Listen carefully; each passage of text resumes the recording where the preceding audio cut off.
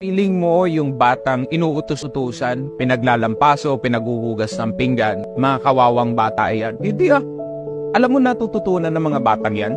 Obedience. Alam mo natututunan yan? Maging maliksi, maging malakas. Ang tunay na kawawa is yung mga batang binibaby. Kasi yung batang binaby, mga lampa. Mga batang binaby, mga iyakin yan. Mga walang alam gawin sa mundo.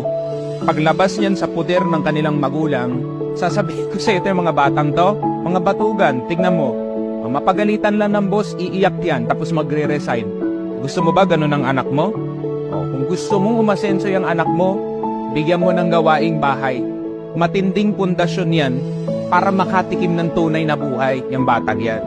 Mamili ka, malakas na bata or mahina. O ikaw, kapwa magulang ko, ikaw ang pipili niyan. Babyhin mo, lampay ang anak mo. Turuan mo ng tunay na buhay, aasenso yan.